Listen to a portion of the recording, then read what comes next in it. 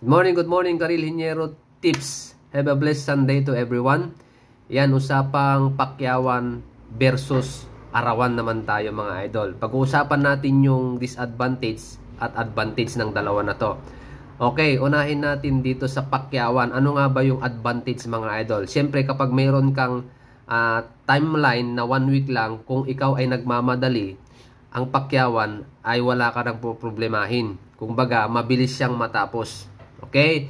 So, hindi mo na kailangan mag-supervise. Kumbaga, ang titignan mo na lang yung quality. Baka ma-compromise. Okay? Yun lang yung magiging setup mga idol. So, ang advantage niya, mabilis. Okay? And then, kung yung may alat na budget ka lang dyan sa ipapagawa mo, mas nami-minimize yung budget mo. Okay? So, yun yung advantage mga idol. And yung disadvantage naman ng mga idol, sabi ko nga, hindi mo na kailangan mag-supervise. Pero kung ako, ang nagpapakyaw mga idol, kailangan kong nandun ako. Yung presence ko, nandun ako. Para makita ko yung quality ng ginagawa. Kasi kapag pakyawan kasi mga idol, mabilisan yan mga idol. So, maaaring makompromise yung quality ng kanilang ginagawa o yung ipinapagawa mga idol. Okay? Doon lang nagkakatalo yan mga idol. Kaya kung nagmamadali ka, pumunta ka sa pakyawan. Kung may hinahabol ka, sa pakyawan ka. Pero take note, kailangan yung presensya mo doon para hindi makompromise yung quality. Baka magkaroon ka ng mas malaking gastos later on kasi nga madaming back job. Okay, yun lang yung titignan mong anggulo.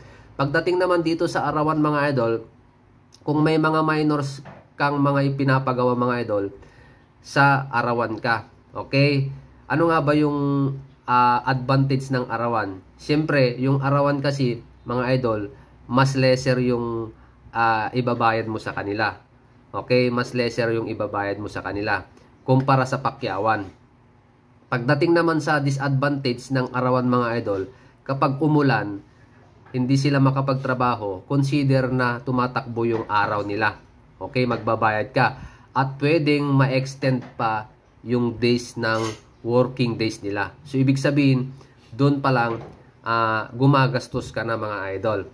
And then, isa pa mga idol, kailangan mong mag-supervise. Dapat nandun ka. I-supervise mo sila. Kung wala kang in-house na inhinyero at ikaw lang nagpapagawa na may-ari, kailangan mong i-supervise sila.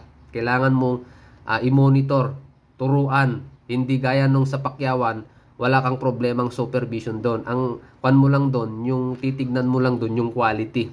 Okay? So, yun yung nagiging diferensya nila. Okay? Kung nagmamadali ka, sa pakyawan ka. Pero kung ayaw mo ng pakyawan, dito ka sa arawan. Pero may mga advantage din. Gaya ng sinabi ko, humahaba yung oras at dapat nandun ka na may-ari na mag-supervise kung wala kang kukunin na in-house engineer mo na mag-supervise para sa kanila. Okay? So, yung time mo, siyempre, kung may gagawin kang iba, wala ka ng time doon sa iba. O kung ayaw mo na magbantay doon sa arawan, kailangan kumuha ka ng magbabantay. Babayaran mo. Unless otherwise, kung wala kang ilalagay talaga at pag may nangyaring hindi maganda, nagkamali, madaming errors doon sa ginawa nila kasi trial and error na sila kasi nga wala yung may-ari. Okay? Yung instruction mo, hindi naman nakuha agad-agad.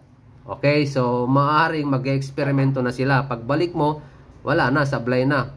So, back job, uulitin ulit. So, mas malaki yung pwede mong gastusin mga idol. Okay, so mamili ka lang dito sa dalawa mga idols.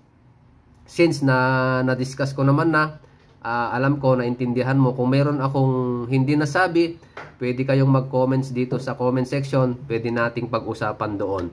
Okay? So, para matulungan ko rin kayo, pwede rin kayong mag-PM sa akin directly.